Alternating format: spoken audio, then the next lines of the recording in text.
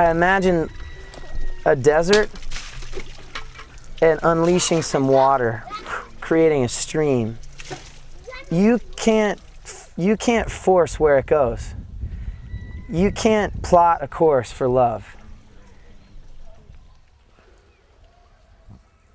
You just set it in motion.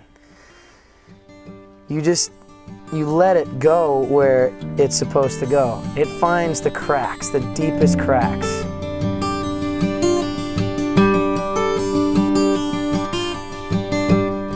My name is Arturo Castro. I'm a pastor from Nicaragua. In year 2005, we had a youth rally and we invited Brad Corrigan and his band Bradigan to be the main event. And after the concert, we went to the dump. There's in the city, Managua city, and he was shocked, impact, from the great need of the people living there. Since the first time, stepping foot in the trash dump, oh gosh, 8, 10, 12 times in a taxi, staying inside, staying in the center, locking the doors, just not feeling like I didn't see an entrance. I didn't see any way for me to get out and enter this kind of a life. And if I had to, what would I even do there? All the way to a little girl finally knocking on the window when I'd already planned how to leave. Con mucho gusto.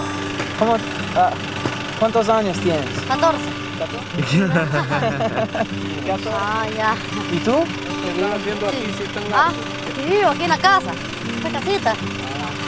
Es tan duro. Lo fuimos para allá. Ella es mi hermana que está allá. Sí, Juan, alto 5. And we couldn't leave. She was the perfect person to come and give me the strength to get out of the car.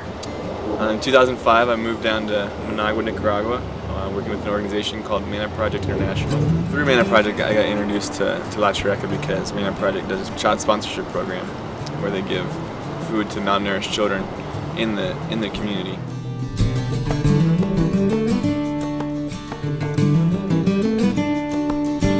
Within the community itself, there's a few different organizations. There's a medical clinic and things like that. And the medical clinic and the organization that runs that helped bring in city water to the community. So most everyone has at least one water spigot on their little piece of land.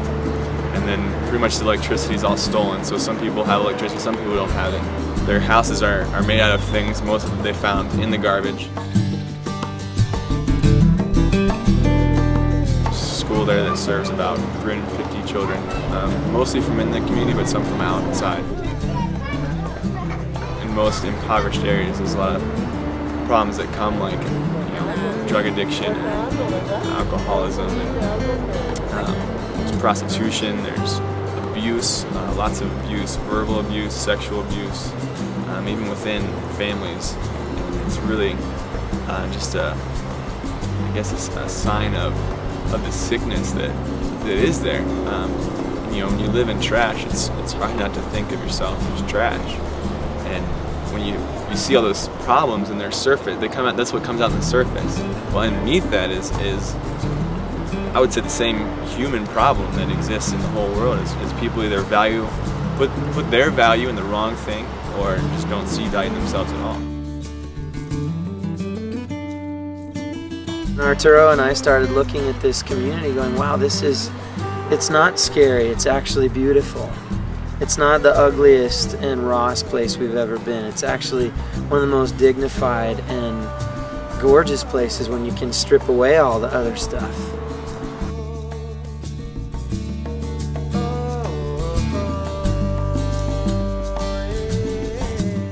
Brad was thinking what to do, what more can we do to help these people?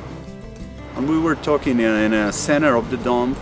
And I was like, Arturo, I think I got this crazy idea. And he goes, oh brother, I trust crazy ideas because they come from up here, they fall from the heavens. The Lord brought us the idea to have a concert in the dump.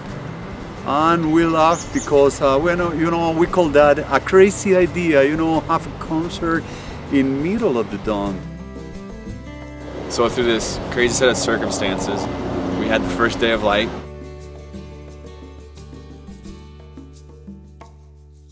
It was just an idea, just one idea that one person had, and we pulled it together and brought about, I think, 30 people down there just to do a concert and just see what would transpire.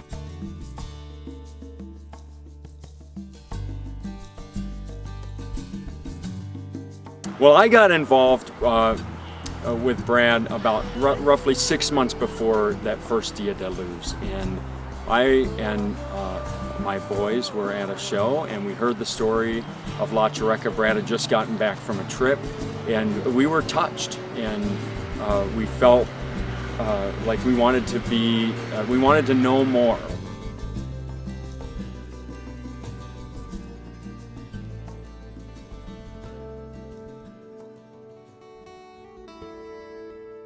It was probably halfway through that trip that we realized that something bigger was happening in the process, that it was, we had entered into a grand story, and we were in the first chapter, and Love, Light, and Melody was birthed at the end of that trip, just in one conversation that was like, I think we're supposed to do more of this, and I have no idea what this is. After the first day of Light, my time was coming to an end with Mana Project, and I was saying, okay, well, God, I feel like you have my heart here. Do you want me to stay here? I said yes, and so I said, I'm staying here. Brad, you want me to be your guy on the ground? They came back and said yes. We felt a responsibility, really, to create an organization or a way for people here in the States to engage in that story. Introduce, that's Luis. Luis, my bro. So hombre. It became clear to us that our role wasn't just to go down and create another program or to find another need to meet. It was to support the organizations that are already there.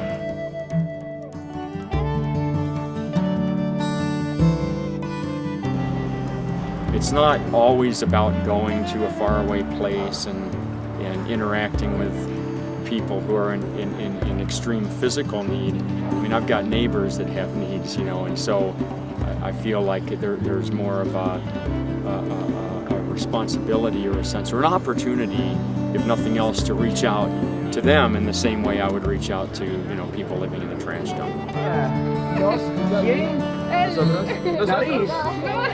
We all have the ability to approach where there is poverty and say, all right, I can bring love. I'm not going to run out of that. And I can turn light on by engaging what is it that's going on, whether it's a one-on-one conversation with someone that's struggling, or if it's a whole issue that needs to be exposed. We have the ability to try to engage it with whatever language and gifting we have to turn the light on over it.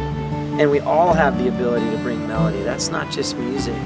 It's creativity, faith, and imagination. That's like, we're going to believe and hold to love at all costs being the gas in our tank to get through whatever is in front of us. So it's not a backpack and going to Nicaragua.